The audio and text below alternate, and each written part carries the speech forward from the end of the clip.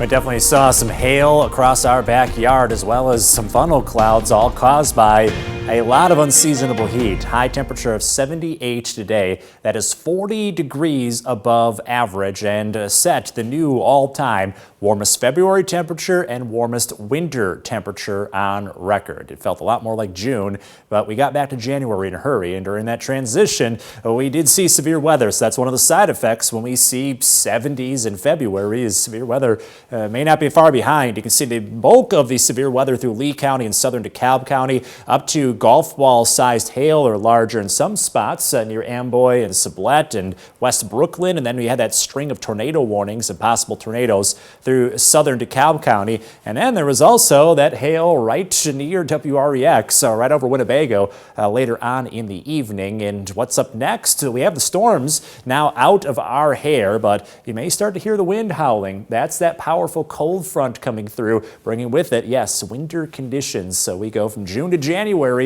in about the next several hours. And you can see the cold front very clearly on the temperature map. We still sit in the 50s, which is still awfully warm for February.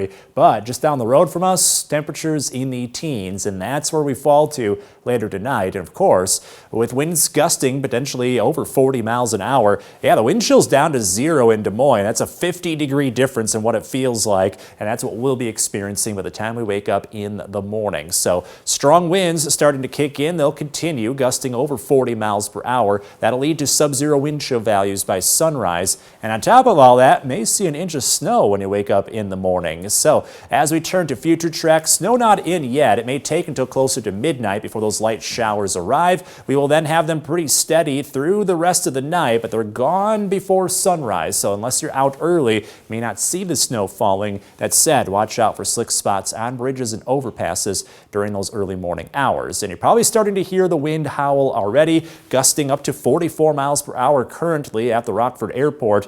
We do have wind advisories in effect through 6 a.m. So if you're going to be up early and driving, that morning commute could be a little difficult with those winds continuing to gust near 45 miles per hour over the rest of the night.